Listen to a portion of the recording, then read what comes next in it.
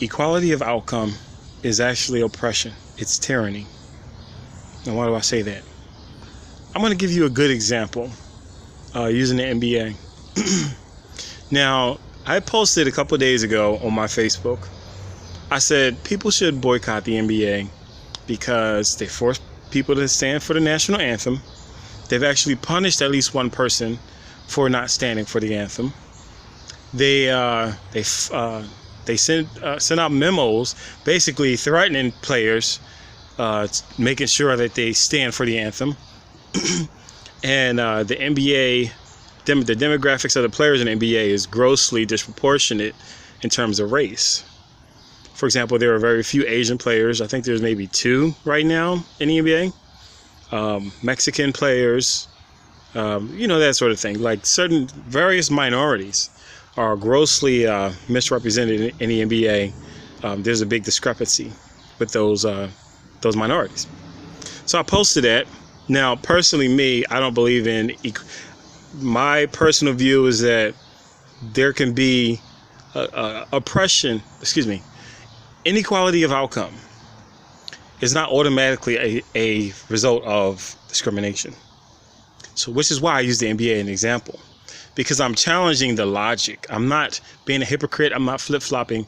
I'm challenging the logic used to argue against different things, and I'm applying it to something that people generally wouldn't say is racist or has discrimination, even though it has a dramatic discrepancy in the races of the people involved. So that's why I use that example. A lot of people either didn't get it or they saw it as an opportunity to try to prove me wrong. So they argue me to death about how the NBA isn't racist.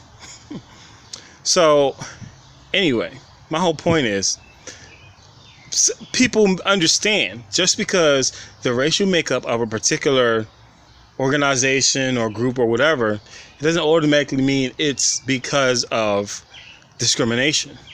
All races aren't the same. We're not. That doesn't mean that we're less valuable as humans, but we're different. Genetically, we have different strengths and weaknesses.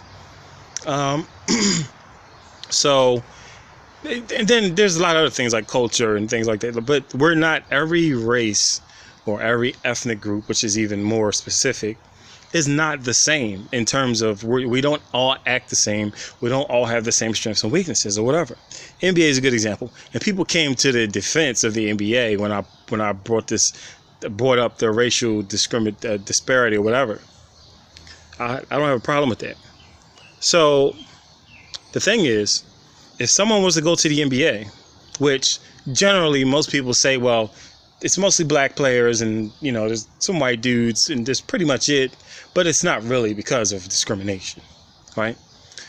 If we were to look at that and say, hey, take the equality of outcome view, we would say statistically, whites are misrepresented, they're underrepresented, so is Asians, so is Jews, all of this other stuff, we would say.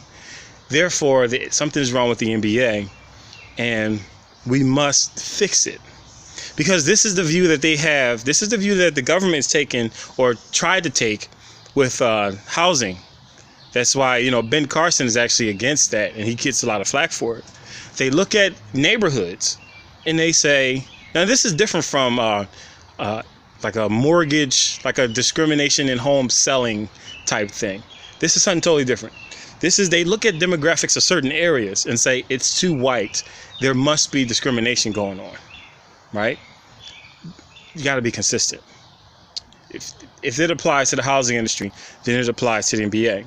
And if the NBA, if you look at the NBA and say, now, wait a minute, there are other factors that affect the bottom line, then you have to be consistent and do that with other areas as well. Excuse me. You can't apply that conveniently when it benefits you and then reject that idea when it doesn't benefit you. So now suppose the government came in and said the NBA is discriminating. They must have equality, or they must have a certain percentage of white people, a certain percentage of black people, players, not people that work there, but actual players. You must have a certain percentage of Asian people. You must have a certain percentage of Jews, blah, blah, blah, blah, blah. Is that allowing NBA players Would that allow NBA teams to put out their best product, or would that limit them from putting out their best product? It would limit them from putting out their best product, because certain positions, after you choose your first couple best players, your pool of potential contributors is going to be limited by their race. So you're going to have to judge at least certain spots in your team.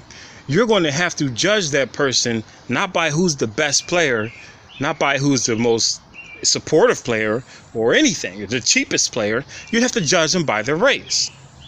So that would be forcing equality. So by doing so, by picking someone because of their race, that's literally the definition of discrimination. Sorry, it's hot out here. That's literally the definition of discrimination. Affirmative action is the same way. Now, I understand the reasons why that people created it, but it's discrimination. It's giving someone favorable, it's looking at someone and giving them favor, or because of their race, or holding, in the case of Asians, holding their race against them. So when you shave points off of an Asian person's SAT score to make things even, that's oppression. That's oppression. You're penalizing that person for their race. That actually happens. I didn't even know that happens until fairly recently, but that's what affirmative action does. So you boost a person's score, you show favoritism to someone because they're black, and then because someone else is Asian or whatever, you penalize them. That's the definition of discrimination. So in your attempt to create equality, the government is actually creating oppression. And the same thing would apply to the housing. It doesn't take into account, like when you look at equality of outcome, meaning you look at the final result and you look at stats and you say, oh, men and women don't make the same amount, or there's more white people living in this neighborhood than that neighborhood, or there's it's usually just white. There's more white people working this kind of job. There's not enough women that are scientists.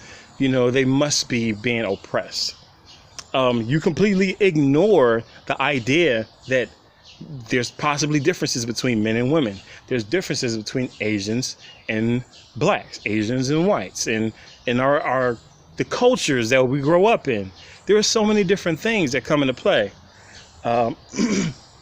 Men and women are just different, but if when you go by equality of outcome, you ignore the possible differences that will possibly explain the choices that people make and where they end up going to school, where they end up working or whatever. And you'd have to go and say, no, that's wrong. And you would have to force certain people to go in areas that they potentially do not want to go to for the sake of equality. But that's oppression. You're forcing people to do something, and you're limiting their freedom. And I'll also leave you with this one last example. Justin Trudeau, the prime minister or president or whatever of Canada, he had a cabinet of like half men and half women, intentionally. Now, if it just turns out that way, like if you just happen to have a nice, good mixture of races or whatever, or gender or whatever, that'd be cool. Like, look around and be like, this is nice. This has worked out. Enjoy it. Maybe brag about it a little bit if that's how it happened. If it happened naturally. But if Justin Trudeau picked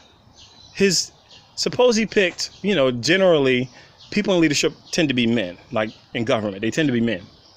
So if he had 12 spots and he chose 6 of them he chose 6 men based on their merit or whatever stuff that politicians choose to go by. But then after he chooses half of his team, the other half of his team, he's focusing on gender. Now, he may pick who he think is the best women of that group, but he's completely excluding half of the population, so to speak, because of their gender. That's discrimination. That's not equality. That's forced equality, which means that you're forcing oppression. You're forcing your will. You're forcing your desire of equality onto people rather than judging them by their merit. So I don't know. That's pretty simple. You got to be careful. Forced equality is not freedom. It's not equality. It's punishing in some cases. I mean, yeah, of course, in some cases there's going to be discrimination somewhere. But in many cases, you're punishing people from the decisions that they freely made. When people are left to their own devices, they generally tend to settle with things that are familiar. So blacks, if you left all things equal, right? Blacks will most likely be around blacks. Whites will most likely be around, especially when you're talking about people you don't really have much else to judge people by. You're going to go by your race, your religion, your sports team affiliation. You know what I mean? You'll find something in common, and that's not necessarily bad. You notice that a lot of Asians, they live near each other. You have Puerto Rican neighborhoods, you have African neighborhoods. Because, people, you can have Muslim neighborhoods. In some places in the country, they do have Muslim neighborhoods. And in Europe, they have a lot of Muslim neighborhoods. It's because the people choose what's comfortable to them and what's familiar. It doesn't mean that they're racist. It just, but you would look at, if you look at just the stats, if you look at the outcome, you would say there's a discrepancy here. There must be discrimination. I'm going to get to the bottom of it. But you will be so wrong. And you will be punishing people for choices that they freely made, and demonizing them or condemning them, or I don't even know, whatever, for people who did nothing wrong.